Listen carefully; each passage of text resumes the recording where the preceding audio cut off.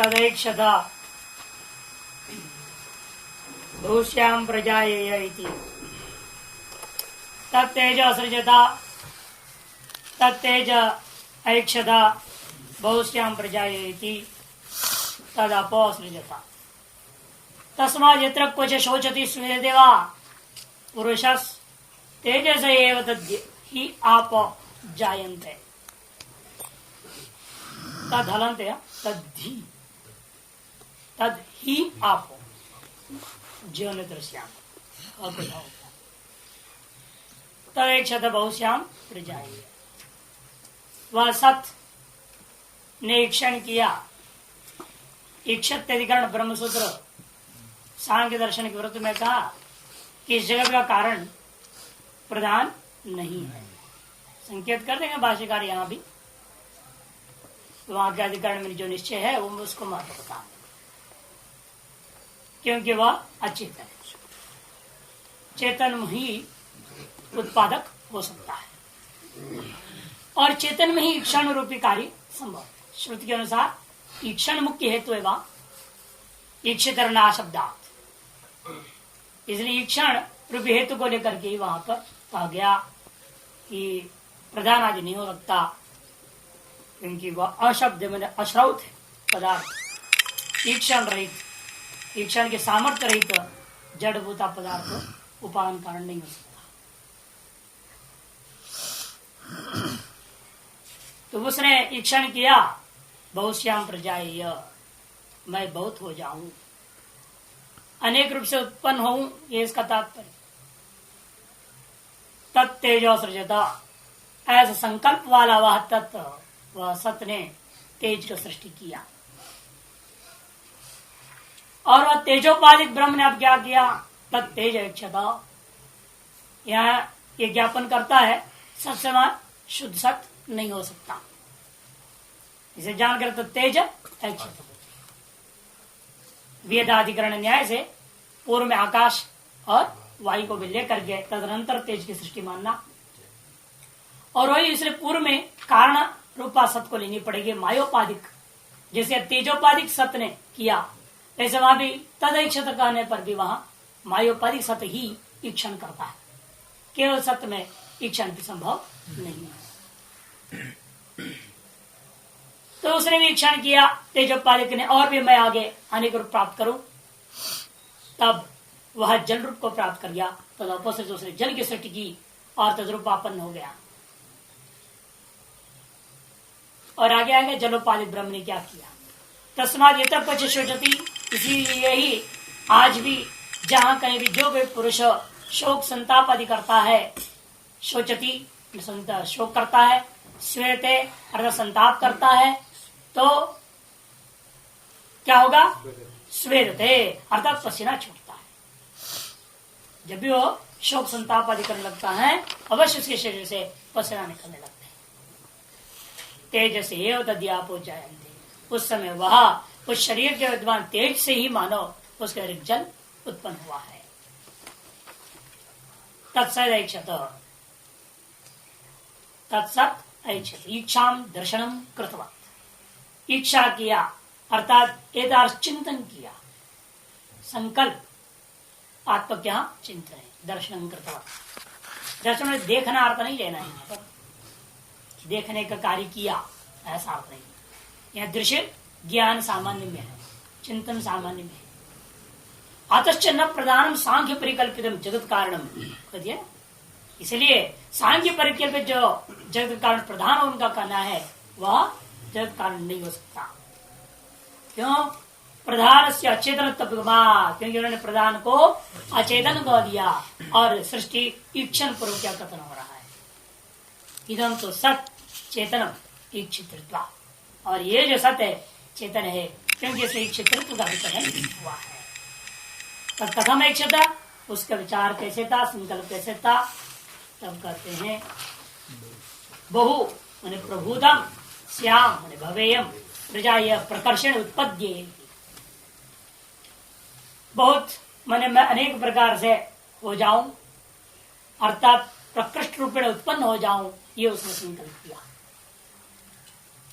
अर्थात क्या है पहले से मैं हूं जो मैं हूं वही मैं अनेक रूप को प्राप्त हो जाऊं, ये उसका इच्छा है।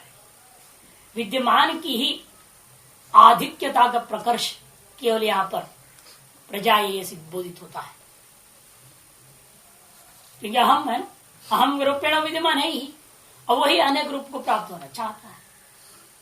इसलिए विद्यमान का ही अनेक रूपता है, अविद्यमान से उत्पत्ति का, असत से सद उत्पत्ति अपने आप खंडित हो जाता है। और यहां पर भी प्रकृति में आपको माया को लेनी पड़ेगी। प्रकृति च माया एव अधिकत्वात्, माया एकस्य एवस्तो भूभवनम इति भाव, अर्थात वह जो है अपने अंदर विद्यमान में एक में वो द्वितीय रूपेण विद्यमान कौन है? वो माया है उसके पास। वह भी अब जैसे सांख्य भाषा में कहना हो, समभाव में, समसत्ता में विद्यमान, साम्य भाव है, विषम भाव को प्राप्त नहीं है। ऐसी जो माया है, जो उनके उक्त प्रकृति प्रदान कोई भी जड़ तत्व है, हमारे यहाँ भी माया वैसे ही है, चेतन तो है नहीं, चेतनाधिष्ठित होकर के चेतन के समान भाषित होता है। अतः वो अपने में विद्यमान हो एक में अद्वितीय माया को, जो सत्व गुण रजगुण और तमोगुण की जो साम्य अवस्था है, उसको भंग करते हुए वह उनकी विषम अवस्था को प्राप्त करना चाहता है। यही यहाँ संकल्प का तात्पर्य। यथा इसलिए करे मृत घटात्याग करेण, यथा वा रज्ज्वादि सर्पात्याग करेण बुद्धि परिकल्पितेन। इसलिए दृष्टांत में बड़ा सतर्कता पूर्वक करे। जैसे वहां पर भी क्या है, कुड़ाल से भिन्न उसके पास एक मृत्यु का नाम की चीज है, और उसके पास विद्यमान उसके ही अधीन में रहने वाला उस तत्व को लेकर के वह घटपटादि अनेक पदार्थों को बना देता है। उसे यहाँ पर भी ईश्वर स्वाधीनस्थ माया, मम माया दुरत्या भगवान कहते हैं। तो स्वाधीनस्थ उस माया जो एक रूप था उसको अनेक रूप प्राप्त कराता है, जैसे मृतिकस घटादि आकार को कुड़ाल प्राप्त कराता है। एक स्थूल दृष्टांत ये, फिर भ्रांति है ना, ये वहां तो बाई तो वास्तविक जैसे था, उसको पहले दिखा दिया, फिर भ्रांति का दृष्टांत देते हैं। रज्ज्वादि सर्पादि आकारेण बुद्धि परिकल्पितेन, जैसे रज्ज्वादि है वह सर्पादि आकार रूपेण परिणत्व के समान एक ही है वह रज्जु, और फिर भी सर्पादि आकारेण विभिन्न आकार से अनेक आकार से प्रतीत होता है। वह भी क्यों?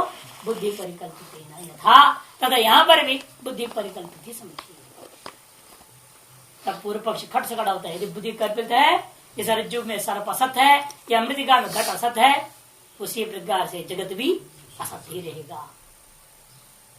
असदेव तर्हि सर्वम यद गृह्यते रज्जु सर्पाद्याकारेण, इस रज्जु में सर्पाद्याकार जो ग्रहण किया सर्पादि हैं वो अत्यंत असत ही हुआ करते हैं। उसी प्रकार से जो कुछ भी हम ग्रहण कर रहे हैं, घटपट सारा जगत संसार, ये सब कुछ क्या है?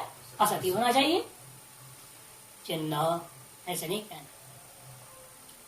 सतएव द्वैत भेदन अन्यथा अग्रीय मानत्वात् नासत्ता, अरे सत को ही द्वैत भेद से आप अन्यथा ग्रहण किया है, अतः उसमें सत्व निश्चित हो गया। जो कारण में रहेगा वो कार्य में जरूर जाएगा। मायावचन चैतन्य, हम केवल माया को नहीं ले रहे हैं ना, मायावचन चैतन्य इस रूप से दिख रहा है, उसी चैतन्य से भाषित हो रहा है। अतएव जो है वह सत्य जो था मायावचन चैतन्य में, वो इस जगत में भी आ गया। इसे मृतिकात्व जो मृतिका में है वो घटपटादि में है। लेकिन विलक्षणता भ्रांति में क्या है? रज्जु की जो रज्जुत्व वो सर पे नहीं आता। जान के तो दृष्टांत दे रहे हैं, एक जगह अनिश्चितत्व दिखाने के लिए और दूसरा मिथ्यात्व दिखाने के लिए। असत होने एक अलग चीज है, मिथ्या होने एक अलग चीज। असत कहना अलग बात है और मिथ्या कहना अलग चीज है। मिथ्या का लक्षण इसलिए सद सद विलक्षणत्व कर दिया। सद सद विलक्षण होता हुआ जो अनिर्वचनीय तत्व है उसे का नाम मिथ्या। इसीलिए असत नहीं कहना, मिथ्या कहो ठीक है, असत कहना गलत है। असत जो होता है वो अधिक होता है, जिसकी किसी भी काल में सत्ता ही नहीं, खत पुष्प आदियों को असत कहा जाता है। और यहां पर ऐसा नहीं है, व्यवहारिक काल में आपकी सत्ता स्वीकृत है और रज्जु में भी देखिए हुई जो सर्प भ्रांति यावत काल पर्यंत है, तावत काल पर्यंत वो सर्प दर्शन से जन्य भय कंप सब कुछ होगा। और वह भ्रांति, अब इसलिए हमने बहुत पहले भी एक दृष्टांत सुनाया था, जो मध्य प्रदेश में घटी हुई घटना है। ये छप्पर बांधने वाला वो छप्पर बांध रहा था और बांधते बांधते उसको चुप गया। चुपते रहता है, जब छप्पर बांधते तो चुपता तो है ही है, वो ना वो उसको सीख जैसे होते हैं तो वो चुभेंगे। उसने ऐसे सोचा कोई चुप गया है और उसके पीछे सांप था, उसको भी उसने बांध रहा था, उसको मालूम है नहीं इसमें सांप है, और सांप ने उसको काटा, ऐसे भी कुछ भी पता नहीं, वो ऐसे बांध देते चला गया। बड़ा आश्चर्य की बात है, वह घटना में वो जहर उस पर चढ़ी ही नहीं। ये कैसा हुआ समझ में नहीं आता। उसके बाद में दूसरी छप्पर चढ़ाते, वहां की पद्धति ऐसी, उसे फिर चढ़ाते 4-5 बार हो गया। नीचे से फिर जब कीड़े पड़ गए, नीचे वाला जो छप्पर जब टपकने लग जाता है तब वो क्या करते हैं, सबको उतार देते हैं, फिर दोबारा चढ़ाना चालू करते हैं। जब सबको उतार के अलग अलग कर रहा था तब उसको अमृत शांति दिखा। अब वो उस दिन को याद किया उसने, शायद उस दिन जो काटा तो यही है। हो सकता है जो हमने सोचा भयंकर चुभा, भयंकर चुभा नहीं था, इसने डसा था। अब ऐसे उसके मन में जहां आया तुरंत पता नहीं कहां से एक भय घुसा और जहर छड़ गया और कुछ घंटों के बाद उसकी मौत। ये विचित्र भ्रांति है ना। ये उस पहले सर्प काटने पर भी वह सर्प काटा नहीं है, जब तक सोचा था तब तक बिल्कुल स्वस्थ था। बाद में जैसे उसमें मन में आ गया तो खत्म हो गया। इसे भ्रांति से देखिए, उसका भ्रांतिक ज्ञान कर सुदृढ़ था, वो जहर तक उस पर असर नहीं। और यथार्थ ज्ञान इतना परिपक्व हो जाता और भी ज्यादा कि तत्काल असर कर जाता है। इधर से यहां पर भी है, ये भ्रांति जैसे बुद्धि परिकल्पित जो कह रहे थे उसको लेकर विचार चल रहा है ना। इसलिए सतो अन्य स्वतंत्रम है ना, सतएव द्वैत भेदेन अन्यथा गृह्यमाणता। सत को ही आप द्वैत भेद के द्वारा अन्यथा ग्रहण कर चुके हो। जैसे मिथ्या को ही, मृत्तिका को ही हमने क्या किया, घटादि आकारेण अन्यथा ग्रहण कर दिया। द्वैत भेद क्या है वहां, घटादि आकार, तथा आकारेण अन्यथा ग्रहण हो गया। लेकिन अब आप मिट्टी है करके नहीं बोलते हो, उसे घड़ा करके बोलने लगे। अतएव फिर भी वो घट क्या है, असत नहीं है, नासत है। उसी प्रकार से जगत भी सत से अलग करके आपने उसका कार्य रूपेण आपने जगत को जब ग्रहण किया द्वैत भेद से, वो अन्यथा गृह्यमाण होने पर भी वो असत नहीं होता। कस्यचित क्वचित इति गुरुवा, किसी के प्रति किसी भी काल में वो असत नहीं होता। दृष्टांत कस्य दाष्टान्त कस्य वा नासत्व इत्यर्थः। दृष्टांत में घटादि भी असत नहीं है और रज्जुआदि भी में दिखा हुआ सर्पादि भी अत्यंत असत नहीं है। न घटादि असत है न सर्पादि असत है। यदि सर्पादि अत्यंत सत होता तो उसको कोई भय आदि नहीं होता।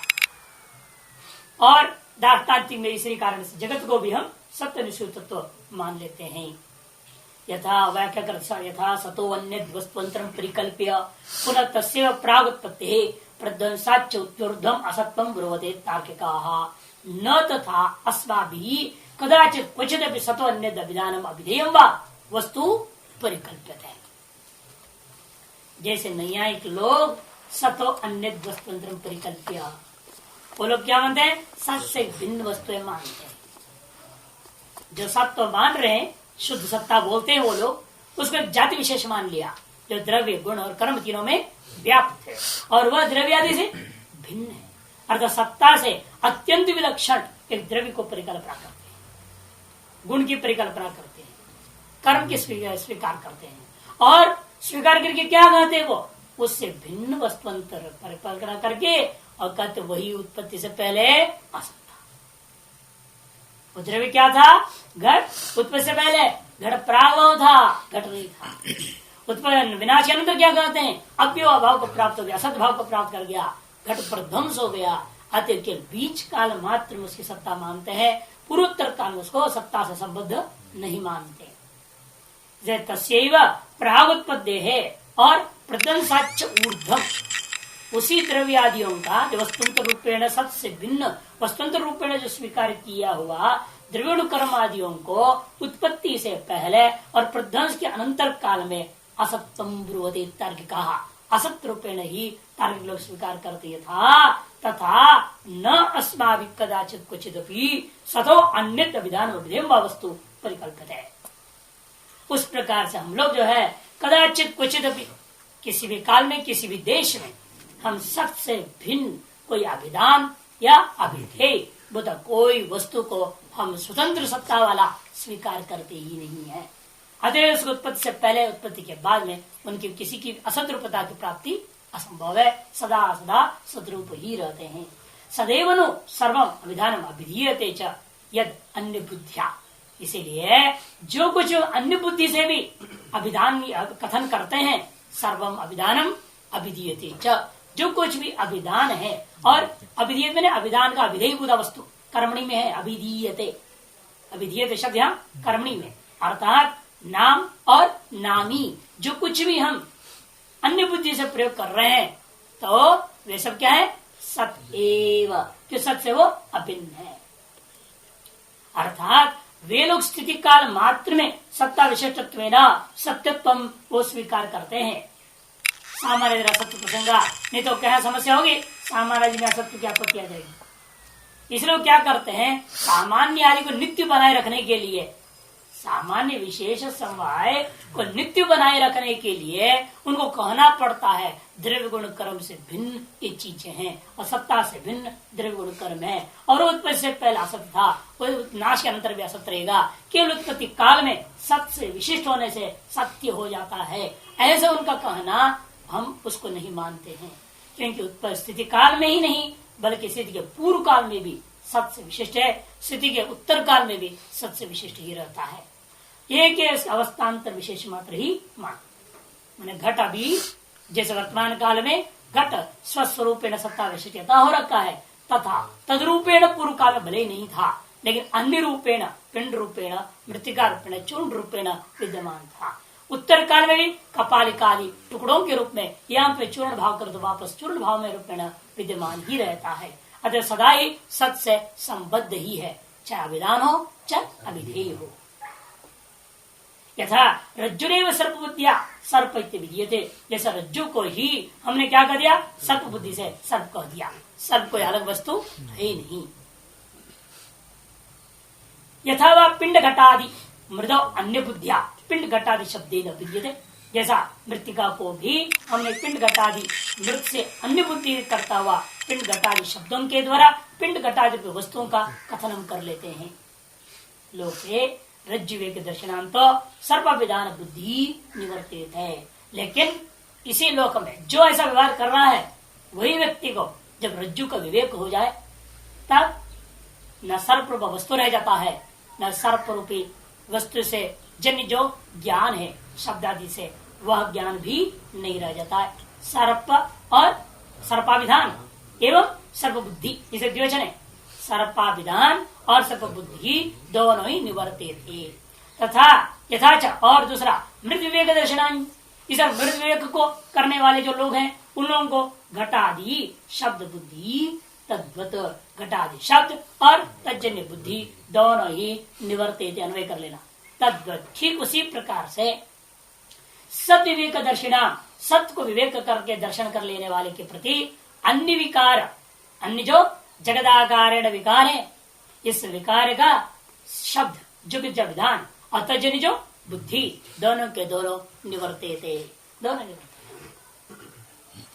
यथोवाच निवर्तन प्राप्त मनसा यदि, इसलिए प्रमाण दिया क्योंकि जो है जहां पहुंचने के बाद वहां पर जो है ना न वाणी न मन के द्वारा कोई चीज को ग्रहण आप कर सकेंगे। अनिरुक्ते अनिलयने इत्यक्षरतिभ्यः, वह निर्वचनीय नहीं है, वह आशय रहित भी है। अर्थात जो है कार्याद्याकरण जब निर्वचन करते हैं वो भी वास्तविक नहीं है और कारणादि रूपेण वह आश्रय कहते हैं वह भी उचित नहीं। अर्थात कार्य और कारण उभय से रहित स्वरूप है वो।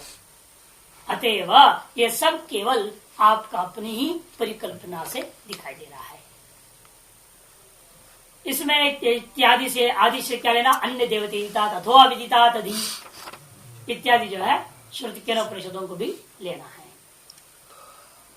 इसी के बारे में बहुत सुंदर ढंग से वहां योग वासिष्ठ का श्लोक बहुत सुंदर बोला है। यदस्ति यद भाति तदात्म रूपम नान्यत् ततो भाति न चान्यदस्ति स्वभाव संवित् प्रतिभाति केवला ग्राह्यम गृहीतेति मृषैव कल्पना। बस ये दिमाग में ठोस बैठ जाए तो सारी भ्रांति खत्म हो जाएगी। ये फिट बैठता है, बारंबार आता है, ये कहां से आ गया, जगत कैसे हो गया, संस्कार कहां से, वासना कहां से, अविद्या कहां से आई, बुद्धि कैसे परिकल्पना कर गई, परिकल्पना से पहले बुद्धि स्वयं परिकल्पित ही है और बुद्धि के परिकल्पना सारा जगत कहा देते हो, उल्टा पलटा कैसा काम समझ में नहीं आता है।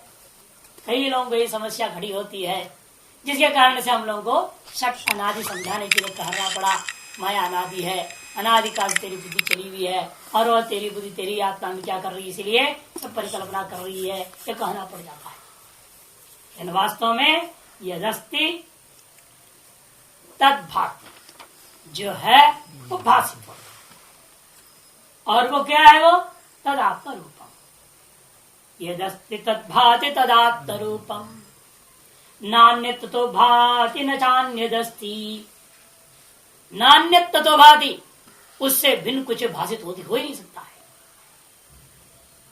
नान्यत् ततो भाति, जैसे विभिन्न आकारों में आपको भाषित होता है। जब आप को मेलाओं में वगैरह में चले जाओगे, वो लाइटों का चमत्कार देख सकते हैं, नहीं? हाथी घोड़ा पालकी पता नहीं क्या क्या दुनिया और बना देते हैं बल्बों में, और दौड़ रहे सारे ऐसे दिखता है, विभिन्न आकार बना देते हैं। अब आजकल तो ऐसे भी बना दिया, नाचते हुए भी दिखते हैं, नहीं? डांस वाला बनाते हैं, वैसे ऐसी चीज बना दी है, वैसे वो बिजली दौड़ता है तो लगता है कि वो नाच रही है। कोई एक से एक कलाकारिता बना रखे हैं। वास्तव में क्या है वहां पर, क्या कोई नाच रही है, क्या उसे दौड़ रहा है? केवल बिजली ही तक तद रूपेण भाषित होने के सिवा कुछ भी नहीं है। उन उपाधियों को आश्रित करता हुआ बिजली जो है अनंत रूपेण भाषित होती है। तीसरे यहां पर भी कहते देखो, नान्य ततो भाति, उससे अन्य कुछ भाषित नहीं होता। न चान्य दस्ती, क्यों नहीं भाषित होता? क्योंकि उससे अन्य है ही नहीं कुछ। हो तब ना अन्य कुछ अलग से दिखाई भी देवे। न चान्य दस्ती यदस्ति तद्भाति तदात्म रूपम नान्य ततो भाति न चान्य दस्ती स्वभाव संवित प्रतिभाति केवला। स्वभाव संवित माने जो स्वप्रकाश भूता जो ज्ञान है ना, वही प्रतिभाति केवला, वही भाषित होती रहती केवल। ग्राह्यम गृहीतेति मृषैव कल्पना। ग्राह्यम और गृहीता, ये जो भेद है, ग्राह्य गृहीता है तो ग्रहण भी हो गया क्रिया।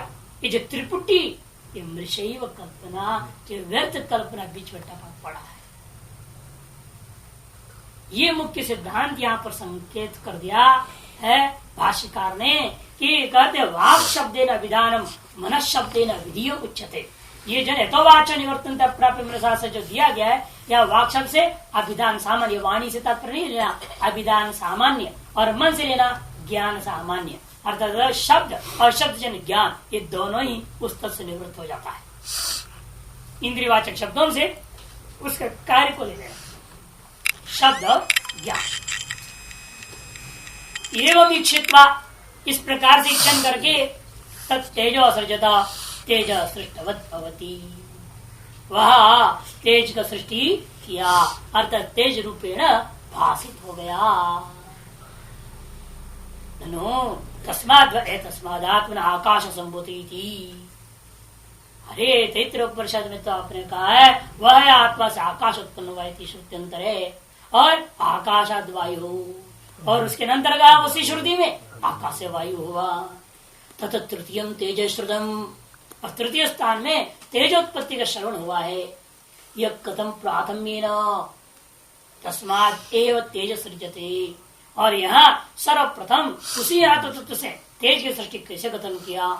तथैव च आकाशमिति, और उसी आत्मा से पहला आकाश उत्पन्न हुआ कहा था। दो वस्तु में प्राथमिकता कैसे हो सकता है? एक ही वस्तु से उत्पन्न, एक तत्व से उत्पन्न दो वस्तु हैं और दोनों में प्राथमिकता हो जाए, यह हो नहीं सकता। जुड़वे बच्चों में भी एक पहला और दूसरा 2-4 मिनट बाद ही होता है। करने के लिए जुड़वे है ना, मैंने एक घर से पैदा इसलिए जुड़वे कर दिया, नहीं एक साथ थोड़े बाहर आ गए, एक साथ तो बाहर आ ही नहीं। मां मर जाए तो भले आ जाए, नहीं तो नहीं आ सकता, तब भी मुश्किल है। वो तो माँ का पेट को फाड़ फूड़ के आ जाते। कौन? वृश्चिक के बच्चे सब इकट्ठे बाहर दिखने लग जाते, इसीलिए एक एक करके लाइन से नहीं आते, हो इकट्ठे प्रकट हो जाते हैं। क्यों? माँ के पेट को फाड़ देते, और फाड़ दिए फिर क्या रहेगा? तो सारा आकाश में हो गया, इसे सब इकट्ठे हो जाते हैं। वैसे कोई माँ का पेट फाड़ के थोड़ा आ रहा, तो इसीलिए जो है यह क्रमशः ही है, इसे पूर्वोत्तर काल हो सकता है, दो में एक साथ प्राथमिकता नहीं हो सकती, फिर परस्पर विरोधी बात हो जाएगा। इति विरुद्धम नैष दोष, अर्थात यहाँ अनेक दोष दे दिया। एक दोष है उभय, उभा में दो में प्राथमिकता, और तीसरा परस्पर श्रुति विरोध, दोनों में प्राथमिकता भी है और एक श्रुति ऐसा कह रही है, एक वस्तु में प्रथमता, तीसरे वस्तु में तृतीयत्व, दूसरे में तृतीयत्व लिया, ये भी है। तृतीयत्व प्रथमत्व एक ही में, एक श्रुति कह रहा है तेज तृतीय है और दूसरी श्रुति कह रही है तेज प्रथम है, अर्थात एक ही तेज में तृतीयत्व और प्रथमत्व है, आ गया ना, विरोधी तत्व आ गया। और एक जगह आप कह रहे हैं यह तेज वायु रूपा कारण से पैदा हुआ, दूसरी जगह कह रहे हैं सत्य रूपी कारण से पैदा हो गया, अर्थात दो भिन्न कारणों से एक कार्य पैदा हो रहा है, ये भी विरोध है ये ना? भिन्न कारणोत्पत्ति, अलग अलग श्रुति ने इस तेज को भिन्न भिन्न कारणों से उत्पत्ति कथन कर रही है, यह तीसरी विरोध है। दो में प्राथमिकता, जो भाष्यकार ने संकेत किया है, इन चीजों को ग्रहण कर लेना। दो में प्राथमिकता भाष्यकार स्पष्ट बोल चुके हैं, है ना, उसी से वही उसी से, और कारणों को बता दिया, तेज से वायु से सृष्टि और सबसे सृष्टि, माने भिन्न कारणों से सृष्टि, और एक में प्रथमत्व दूसरे में तृतीयत्व, ये भी दोष संकेत कर दिया है भाष्यकार ने। इसलिए अनेक विरोध यहां पर भाष्यकार लक्षित कर दिए। तब सिद्धांत में कहते नैष दोष, आकाश वायु सर्ग अनंतरम तत्सत्तेज सृष्टि कल्पना उपपत्ति है। आकाश और वायु के सृष्टि के अनंतर या सत्य का जो है ना, सत्य से तेज की सृष्टि हुई है, ऐसी कल्पना करना उचित होता है, क्योंकि तत्व समन्वयात के आधार पर समस्त श्रुतियों का एक वाक्यता करने में कोई आपत्ति नहीं है। एक वाक्यता करता हुआ इनको जोड़ ले सकता है। इसको जब वेद अधिकरण में निर्णय दिया था, अथवा तीन व्यवस्था देंगे, तीन व्यवस्था देने वाले, एक तो तत्व समन्वयात कर जोड़ लो, समाप्त हो गया बात, अथवा अविवक्षित सृष्टि क्रम, अथवा यहाँ पर सृष्टि का क्रम बताने में कोई हमारा लक्ष्य नहीं है।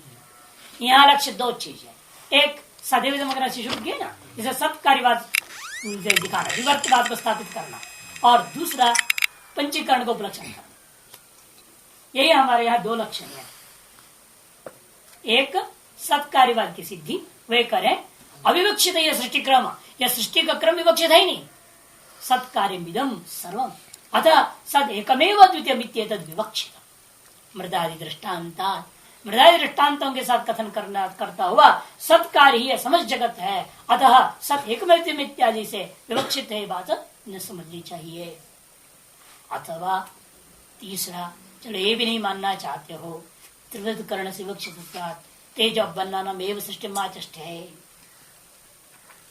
लोक में हम जो भी चीज देख रहे हैं, वायु और आकाश का प्रत्यक्ष समझ नहीं पा रहा है, यानी इतना तो सबको स्पष्ट दिखाई दे रहा है, प्रत्येक वस्तु में तीन चीज है, जल, पृथ्वी और हर चीज जला दिया जाता है, इसका मतलब उसके अग्नि जो अंदर छिपा हो प्रकट हो रहा है, और हर चीज गल भी जा रहा है, इसे स्पष्ट है कि जला जलीय भी है वो, और हर चीज को ठोस रूप में देखते व्यवहार करते तो पार्थिव वही है। इसे लोक का अनुवाद करके त्रिवृत कर्ण को कथन किया, और उससे उपलक्षित में करना है पंचीकरण को, ये तदर्थ यहाँ पर आरंभ हुआ है। ये तीन व्यवस्था भाषिका है। अथवा वो अथवा और अलग छिपाया गलत है, अथवा एक करे अविवक्षित सृष्टि क्रम सत्कार्यमिदं सर्वमत सदैव मृदा दृष्टान्तात्। अथवा तीसरा पक्ष में त्रिवृत कर्ण से विवक्षित तेज बननमेव सृष्टि लोक का अनुवाद करते हुए त्रिवृत कर्ण या कथन करना इष्ट था, अतएव तेज अपरन तीन की सृष्टि कथन करके उनका त्रिवृत कर्ण समझाया जाता है।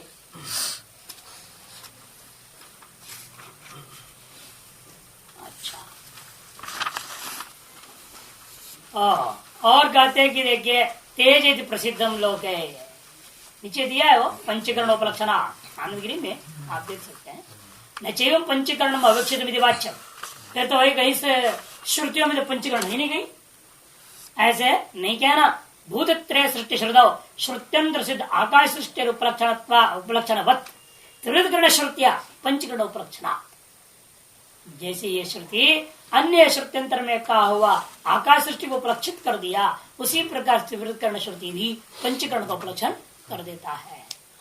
तथा श्रुत्यंतर सिद्ध और आकाश वायु तेज प्रवेश अंतर्भाव अभिप्रेत्य लघुपायन सर्वस्य सन्मात्रत्व मंतव्यमिति मनवाना श्रुति त्रिवृतकरणम एव आचक्षाण तद अनुरोधेन त्रयाणाम एव सृष्टि माह। इसलिए श्रुत्यंतर सिद्ध जो आकाश और वायु है उसको तेज प्रति में ही अंतर्भाव कर लिया, तेज में ही अंतर्भाव करके लघुपायन सर्वस्य संक्षेप में कथन किया सृष्टि को। और क्योंकि मुख्य लक्ष्य क्या है त्रिवृतकरण, इसलिए सृष्टि का विस्तार से कथन करना इष्ट नहीं था, अतः उन सबको लघु उपायेन सर्वस्व सन्मात्र मंतव्य, सभी का सन्मात्र रूपेण कथन कर मनन करनी चाहिए इति मनवाना। ऐसी मानती हुई श्रुति त्रिवृतकरण को ही कथन करना मुख्य लक्ष्य मान करके उसी के अनुरोध में त्रयन का ही यहाँ कथन किया है। तेजेति प्रसिद्धम लोके दग्ध्रि पक्त्र प्रकाशकम रोहितंची। और तेज से क्या लेना, शारीरिक तेज वगैरह नहीं लेना है ना। इसलिए करे जो लोक में प्रसिद्ध है, जो जलाने का स्वभाव वाला, पकाने के स्वभाव वाला, प्रकाशन करने के स्वभाव वाला, और अधिकतर जो लाल लाल रंग में जो जलता हुआ धगधगाते हुआ दिखाई देता है जो वह तत् सत सृष्टम तेज अच्छा, वह सत जो तेज को सृष्टि किया था उसी ने दोबारा इच्छन किया। तेज ने इच्छन किया का तात्पर्य उसी सत ने इच्छन किया। तेज रूप संस्थितम सदैच्छित, इसका मतलब क्या, तेज रूप में अब सम्यक प्रकार अवस्थित जो सत्य है उसने इच्छन किया, अर्थात तेजोपाधिक सत्य ने यह इच्छन किया। इसी को तद अभिध्यान अधिकरण बोलते हैं। तद अभिध्यान अधिकरण न्याय से ये बात कह रहे हैं भाष्यकार। तद अभिध्यान अधिकरण ब्रह्मसूत्र में 2-3-13 2-3-12 तक बता दिया था ना। वेद अधिकरण आया, फिर तेजाधिकरण, फिर अभ्यधिकरण, फिर पृथ्वी अधिकरण, वेद अधिकरणम, अभ्यधिकरणम, पृथ्वी अधिकरणम। उसके बाद में ये शंका हुई, ये सब संकल्प कैसे कर सकते जी, ये संकल्प करेगा क्या, जब संकल्प कर सकता है सब तो जड़ है, अचेतन है। तब कह दिया वहां पर तद अभिध्यानाधिकरणम आरंभ होता है ब्रह्मसूत्र में 2-3-13 नंबर पे। तो निर्णय लिया कि तद अभिध्यान तेज को अपने अभिन्न रूपेण अभिध्यान कर लिया, अर्थात तेजोपाधिक ब्रह्म, तेजोपाधिक सत्य उसने क्या किया, इच्छित किया। इसको संकेत करते भाष्यकार केवल यहाँ तेजो रूप संस्थितम सत्य, तेज रूपेण संस्थित हो गया, अर्थात तेज रूप उपाधि से अवच्छिन्न होकर के, तेज रूप उपाधि से उपहित होकर के विद्यमान जो सत्य ने ही इच्छा बहुत श्याम प्रजाति पूर्वा शेष पूर्व तद अपो सृजता, उसे क्या हुआ, जल की सृष्टि हो गई। आपो द्रवा स्निग्धा स्यंदिन्या, जल से कौन लेना, वो भी जो लोक में प्रसिद्ध वही जल लेना है ना। जैसे अन्यत्र जल शब्द से कर्म ले लिया था आपने, है ना, ज्यादा उपासना पंचाग्नि जल से सीधा ही आपने ले लिया, उसको आहुति शब्द से भी कर्म तक ले जाते हो। यहाँ वो नहीं करना, यहाँ जो है जल का अर्थ जल ही है, जो लोक में रूढ़ है। इसलिए बताया लक्षण द्रवाहा, जो द्रवीभूत है, पिघला हुआ है, स्निग्धाहा और जो चकरा है, स्यंदिनीय बहने के स्वभाव वाला है, और श्वेत रूपेण दिखाई देता है, आभास्वर शुक्ल वाला है। इति प्रसिद्धा लोके यस्मात् तेज कार्यभूता तस्मात् यत्र कुछ देश काले वा शोचति संतप्त।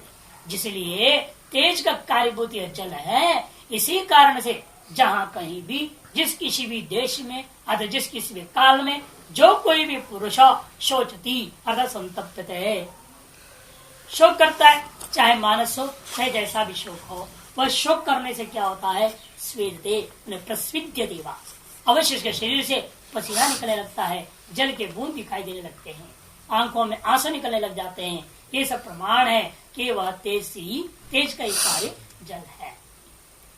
तेज से एवं तेज का ही वह कार्य, तद आपो अधि जायन्ते, तद ही अपन, तद ही, तद अधिक करके भी निकाल दिया, क्योंकि हम लोगों को देखा है तद ही, तद आपो अधिजायन्ते, भाष्यकार अधिक करके निकाल रहे हैं और उसको अवग्रह चिन्ह के कारण से अधि निकाल रहे हैं ना हम लोग, नहीं तो ही रहेगा।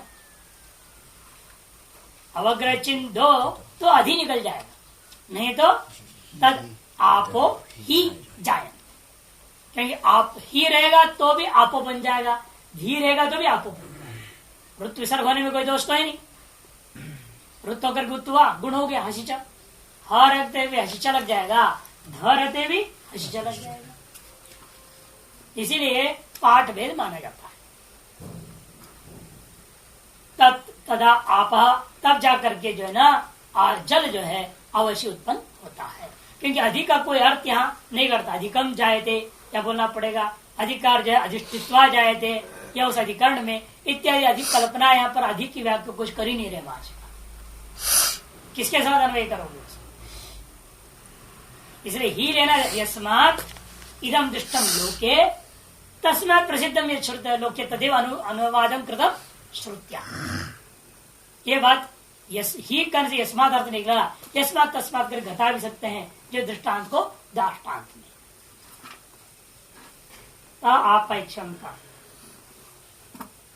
तापैक्षन्त भव्यस्या प्रजाये महीति ता अन्नम असृजन्त तस्मात् क्वच वर्षति तदेव भूयिष्ठम अन्नम भवति अद्वेव तदधि अन्नम आद्यं च जायते अन्नाद्यं जायते, तद अधि अन्नाद्यम जायते, यहाँ अधि है क्योंकि आगे आप अर्थ करेंगे इसका भी देखिए। तापैक्षन्त, वो जल उपाधि वाला सत ने पुनः इच्छन किया कि मैं बहुत हो जाऊं, बहुत रूपेण भाषित हो जाऊं, ता अन्नम असृजन्त, जलोपाधि ब्रह्म से अन्न की सृष्टि हो गई, मैंने पृथ्वी की सृष्टि हुई। क्या अन्न शब्द से पृथ्वी लेना, पृथ्वी अधिकरण, यहीं पर पृथ्वी अधिकरण इसी पर है 2-3-12, अन्न मने पृथ्वी, और आगे जो अन्न आ रहा है वो पृथ्वी नहीं लेना, अन्नाद्यम जायते ना, अन्नाद्यम जायते, वह अन्न से कहने समस्त जगत का सारा जो भोग्य पदार्थ समस्त ले लेना है, और यह अन्न का पृथ्वी रूपा तत्व पंचभूतों में से पंचम जो भूत है वो लेना। तस्मात् यत्र क्वच वर्षति, इसे जहां कहीं जो जल की वर्षा हो जाती तदेव भूयिष्ठम अन्नम भवति, वही जल भूय बहुत सा अन्न रूपेण उत्पन्न हो जाता है। अद्वैव तदधि अन्नाद्यम जायते, इसलिए जल से ही अन्न और आद्य इन दोनों की प्रभूत मात्रा में, अधिक क्या था अगर प्रभूत मात्रा में उत्पन्न होता हुआ देखने को मिलता है। ये तो है नहीं जितने जल बूंद की वर्षा हुई उतना ही धान होगा क्या, जितने जल के बूंद खेती में गिरे उतने धान होंगे, ऐसा तो होता नहीं है, कोई गिन ही नहीं सकता। सबसे पहली बात है कितने बूंद गिरा है खेती में, ना उस गेहूं को गिन सकता कितने हुए, एक अंदाज ही कर सकते हैं ना, 100 ग्राम वजन किया और 100 ग्राम को गिन लिया आपने, और उसको गिन करके 1 किलो मित्र है, 1 क्विंटल मित्र है, इसलिए इतना क्विंटल हो गया है हमारे खेती में, अभी इतने गेहूं के दाने हैं, ऐसे गिन आप अनुमान कर सकते हो। इन्हें कोई जरूरी नहीं उतरे हैं, क्योंकि गेहूं ज्यादा वजनदार होगा तो गेहूं कम वजनदार होता है ये नहीं, एक ही खेती में कोई खोखा एकदम खोखला रहता है, जैसे संख्या बढ़ेगा घटेगा छोटा बड़ा साइज के हिसाब से भी, इसे संख्या तो उतनी होगी नहीं पक्की जो आप दे रहे हो, एक अनुमान मात्र किया, लेकिन उसके आधार पर भी आप जो है ना जल की इतनी बूंद गिरे थी इतने को उत्पन्न करने में, ये भी अनुमान नहीं कर सकते। इसे तत्व अधि जायते, अन्नाद्यम जायते। तापेक्षण पूर्व देवा, पूर्व के समान यहाँ पर भी सब समझ लीजिएगा। तेज रूप संस्थित सत्य जैसे किया, जल रूप से संस्थित सत्य ने ही इच्छा नहीं किया, ऐसा ग्रहण कर लेंगे। इसे पूर्व देव कर दिया। तद विज्ञान आदि ग्रहण न्याय से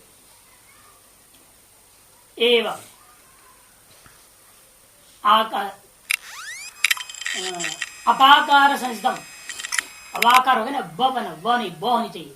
अपाकार संस्थितम, पूर्व एवं के बाद में अब आकार है ना, वो दिख रहा है ना, ब बना, अब आकार, अबाकार, अबाकार है, प को ब हो जाता है। हाँ? अबाकार संस्थितम सत, अब आकार में संस जो सत ने एक भव्य प्रभुता श्याम भवेम, मैं भूत आकार को अनंत आकार को प्राप्त हो जाऊं, प्रजा ये मही उत्पद्ये मही, उत्पन्न हो जाऊं, इस रूप से भाषित हो जाऊं, ऐसा संकल्प किया। ता अन्नम सृजंत पृथ्वी लक्षणम, वह अन्न का सृष्टि किया, अर्थात अन्नम असृजत में पृथ्वी लक्षणम, अन्न शब्द का अर्थ यहाँ पृथ्वी लेना। पार्थिवम भी अन्नम यस्मात् अपकार्यम अन्नम, जो पार्थिव है वही अन्न होता है, जिसलिए इसलिए कार्यभूत अन्न को अप का कार्य अन्न शब्द से कह दिया। अप का कार्य पृथ्वी न कह करके श्रुति ने अन्न कह दिया, क्योंकि जो कुछ भी अन्न है वो पार्थिव ही होता है। अन्न का पार्थिवत्व के साथ कोई व्यभिचार नहीं है। यदि पृथ्वीत्व और अन्नत्व का परस्पर व्यभिचार होता तब हम कह लेते जल से पृथ्वी पैदा हुआ और पृथ्वी से अन्न हुआ, ऐसे कह सकते थे। लेकिन ऐसा कहने की जरूरत नहीं, जल से अन्न हो गया इसलिए कह दिया कि अन्नत्व और पृथ्वी का कहीं व्यभिचार नहीं है। यद किंचित अन्नम तत्सर्वम पृथ्वी और यद किंचित पृथ्वी तत्सर्वम अन्नम।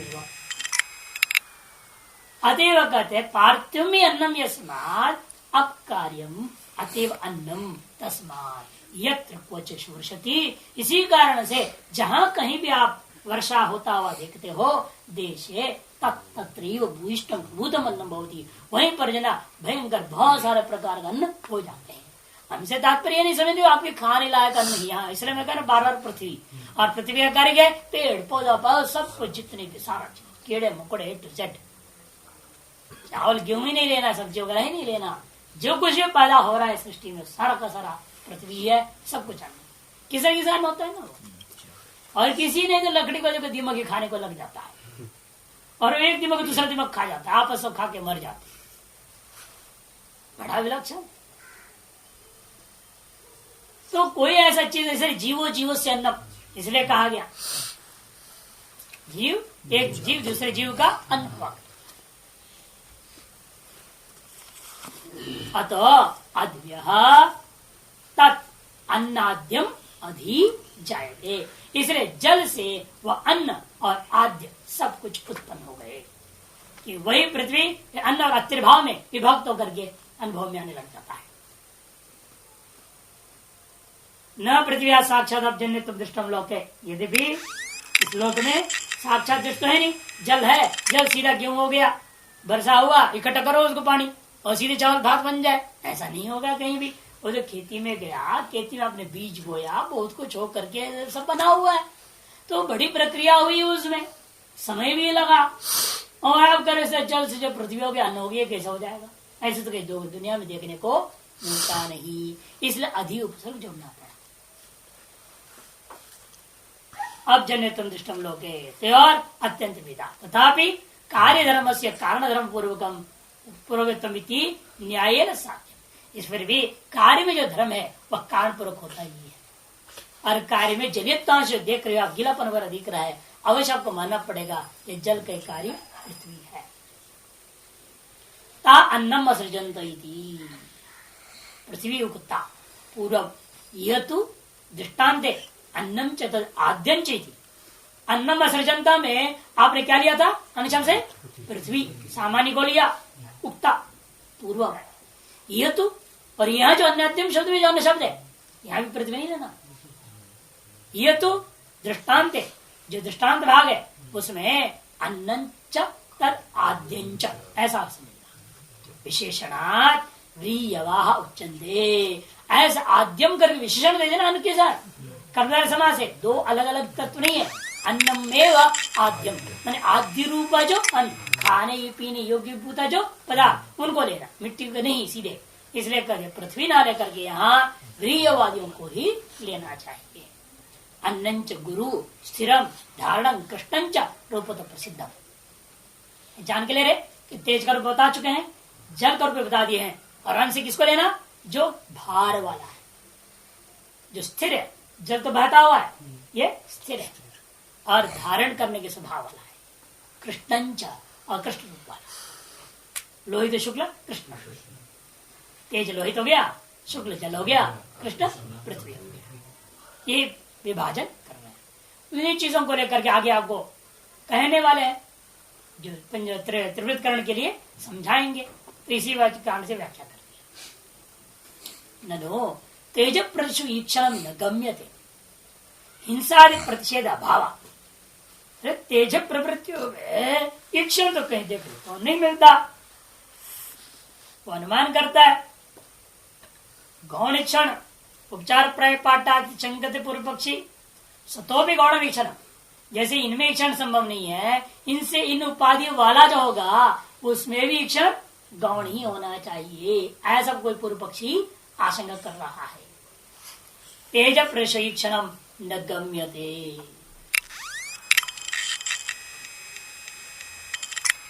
अच्छा, अतएव क्या है न्याय न, यहाँ पर यह कहा ना कि तदैक्षता के आधार पर हम चेतन में चेतनत्व सीधे सत्य में मान लेते हैं। ये कहा था आपने, उसी पर बोल रहा है। ये आधार आपका कहाँ से आया?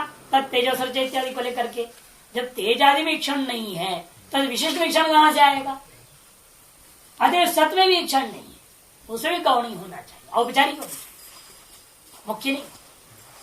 जब ये पूर्व पक्ष कर रहा है तब सिद्धांत कहते हैं न, ऐसा नहीं कर सकते, नहीं सदोष। उसमें हेतु क्या है उसका पूर्व पक्ष?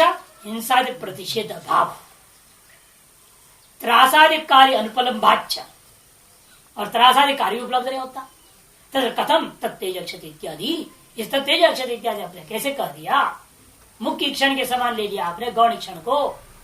इच्छित नैष दोष।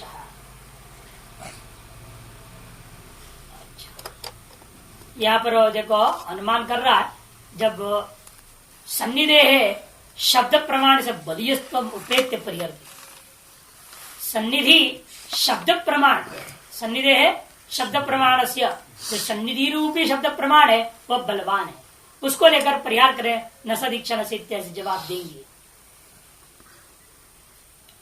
तो इसलिए कहते समस्त जो प्रमाण किसी भी अन्य प्रमाण के द्वारा सत अचेतन है ऐसे कहीं सिद्ध नहीं है।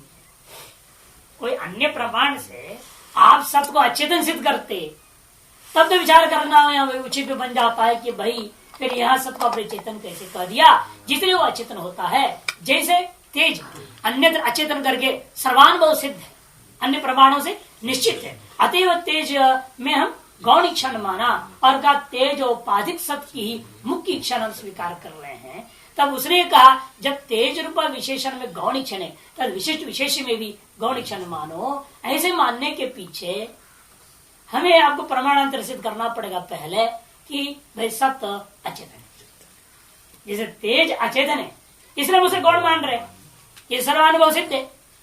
लेकिन तद्वित सत्य को किसी अन्य प्रमाण से अचेतन करके सिद्ध किए होते तो यहाँ पर मैं कहता तेज से विशेष सत्व, इसलिए गौण यही होना चाहिए। लेकिन अन्य किसी प्रमाण के द्वारा सद्रूपी आत्मा में अचेतनत्व सिद्ध नहीं है। अतएव सन्निधि रूपा जो शब्द प्रमाण पाठ है, पहले क्या है तत्तेज क्षत्र से पूर्व में तदैक्षत्र केवल है ना, सीधे सीधे है। वह सन्निधि रूपी शब्द प्रमाण पाठ के आधार पर बलवान मान करके हमें यहाँ सिद्ध करना पड़ेगा सत्य मुख्य क्षण और तेज में अन्य प्रमाण से बाधित होने के नाते गौण क्षण माननी चाहिए। ओम पूर्णमद पूर्णमिदं पूर्णात् पूर्णस्य पूर्णमादाय पूर्णमेवावशिष्यते।